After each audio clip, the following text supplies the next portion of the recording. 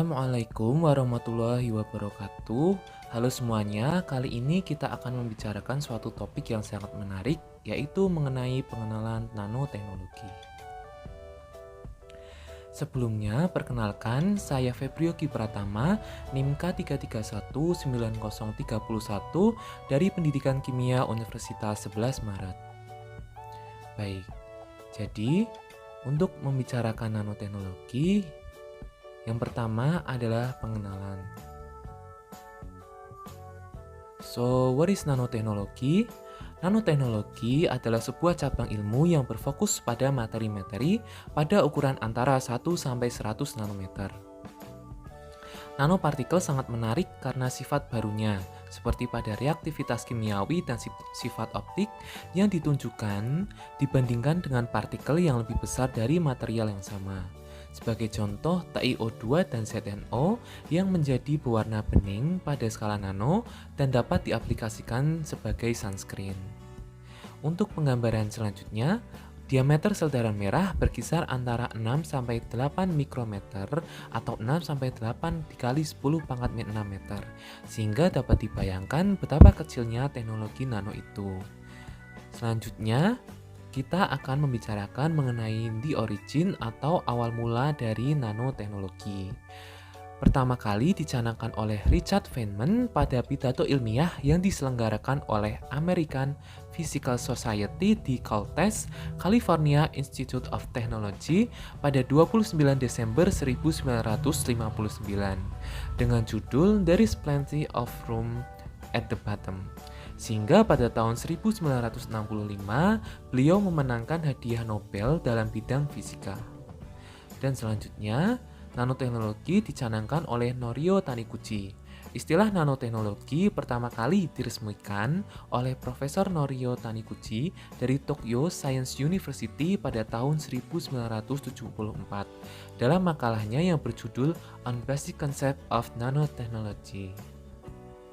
Pembahasan lebih lanjut dicanangkan oleh Eric Drexler, menulis Engines of Creation, The Coming Era of Nanotechnology pada 1986 yang ditujukan untuk halayak umum, sedangkan Nanosystem, Molecular Machinery, Manufacturing and Computation, A Quantitative Physics-Based Analysis untuk para spesialis. Nah, selanjutnya, karena sudah mengenal lebih jauh, kita akan membicarakan mengenai klasifikasi dari nanoteknologi. Menurut dimensi, yang pertama adalah 0 dimensi. Contohnya adalah nanopartikel dari oksida logam. Selanjutnya yaitu 1 dimensi, yang termasuk dalam nanopartikel 1 dimensi yaitu nanotubes, nanorod, dan nanowires. Contohnya adalah halosite, yaitu tanah liat berbentuk tabung alumosilikat dengan diameter 50 nanometer, lumen bagian dalamnya 15 nanometer, dan panjang 600-900 nanometer. Ini adalah nanomaterial biokompatibel alami yang tersedia dalam ribuan ton dengan harga murah, yang menjadikannya kandidat yang baik untuk komposit dalam arsitektur nano. Selanjutnya adalah nanopartikel 2 dimensi. Salah satu contohnya adalah thin films. Sel surya CIGS permukaan belakang Al2O3 yang dipasifkan dengan kontak titik belakang lokal berukuran nano menunjukkan peningkatan yang signifikan dalam tegangan rangkaian terbuka atau VOC dibandingkan dengan sel referensi yang tidak dipasifkan. Untuk nanopartikel 3 dimensi, contohnya adalah nanokomposit dan nanograin. Saat ini, nanokomposit 3 fase dengan kombinasi pengisi atau matriks polimer membantu lebih meningkatkan sifat dielektrik dibandingkan dengan nanokomposit 2 fase. Penelitian terbaru telah difokuskan pada mengubah sifat dielektrik bahan yang berbeda, sementara juga mempertahankan fleksibilitas superior dari masing-masing bahan. Dan selanjutnya, kita akan membicarakan mengenai metode sintesis dari nanoteknologi. Metode sintesis nanoteknologi dibagi menjadi 2 kategori, yaitu top-down atau memecah partikel berukuran besar menjadi berukuran nano, dan bottom up, yaitu memulai sintesis partikel nano dimulai dari atom-atom molekul yang dibentuk sedemikian rupa, sehingga terbentuk partikel berukuran nano sesuai yang dikehendaki. Nah, berikut adalah contoh dari kategori, metode, dan bahan nanopartikel dari masing-masing kategori. Pada kategori bottom up, contohnya digunakan metode salt gel, spinning, chemical vapor deposition atau CVD, pyrolysis, dan biosintesis. Sedangkan pada kategori top down, metode yang digunakan contohnya adalah mechanical milling, nanolithography, laser ablation, sputtering, dan thermal decomposition. Oke. Next, kita akan membicarakan mengenai keunggulan dari nanoteknologi. Nah, sebelum membahas keunggulan, sebelumnya nanoteknologi dibagi menjadi dua, yaitu organic nanoparticles dan inorganic nanoparticles. Yang termasuk dalam organic nanoparticles adalah polymeric nanosphere, polymeric nanoscapsule, polymeric micelle, liposom, dan dendrimer. Sedangkan yang termasuk dalam inorganic nanoparticles adalah mesoporous silica nanoparticle, carbon nanotube, iron oxide nanoparticle, gold nanoparticle, dan quantum dot. Oke. Keuntungan dari nanoteknologi adalah peningkatan dari beberapa sifat-sifatnya. Contohnya yang pertama yaitu sifat elektrik.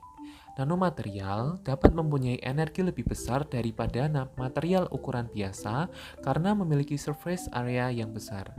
Resistivitas elektrik mengalami kenaikan dengan berkurangnya ukuran partikel.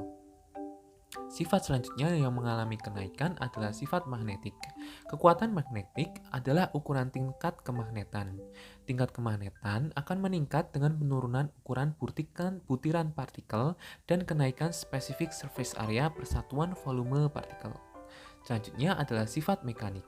Nanomaterial memiliki kekerasan dan tahan gores yang lebih besar bila dibandingkan dengan material dengan ukuran biasa. Selanjutnya, jika ditinjau dari sifat optik, sistem nanokristalin memiliki sifat optikal yang menarik, yang mana berbeda dengan sifat kristal konvensional. Dengan sifat optik linear dan non-linear, material nano dapat dibuat dengan mengontrol dimensi kristal dan surface kimia. Teknologi pembuatan menjadi faktor kunci untuk mengaplikasikan teknologi ini. Selanjutnya yaitu dari sifat kimianya. Merupakan faktor yang penting untuk aplikasi kimia nanomaterial, yaitu penambahan surface area yang mana akan meningkatkan aktivitas kimia dari material tersebut. Hal tersebut berhubungan dengan luas permukaan sehingga lebih banyak kontak dari suatu molekul yang bereaksi. Hal tersebut akan mempercepat laju reaksi dari suatu kimia tersebut. Oke, selanjutnya kita akan membahas mengenai penerapan dari teknologi nano dalam kehidupan sehari-hari. Yang pertama yaitu aplikasi energi densitas yang tinggi dari baterai. Nanokristalin merupakan material yang bagus untuk lapisan pemisah pada baterai karena dia dapat menyimpan energi lebih banyak. Baterai logam nikel hibrida terbuat dari nanokristalin nikel dan logam hibrida yang membutuhkan sedikit recharging dan memiliki masa hidup yang lebih lama jika dibandingkan dengan baterai konvensional. Selanjutnya adalah magnet nanokristalin yang memiliki sifat magnet luar biasa dengan luas permukaan yang besar. Aplikasinya terdapat pada mesin kapal, instrumen ultrasensitif, dan magnetic resonance imaging atau MRI pada alat diagnostis kedokteran. Penerapan selanjutnya adalah pada layar TV kalian atau layar HP kalian yang telah menerapkan teknologi OLED, AMOLED, LCD, dan LED. Hal tersebut merupakan penerapan dari nanoteknologi dalam kehidupan sehari-hari. Baik, demikianlah pemaparan dari saya, kurang lebihnya mohon maaf. Wassalamualaikum warahmatullahi wabarakatuh. Sampai jumpa pada video-video selanjutnya.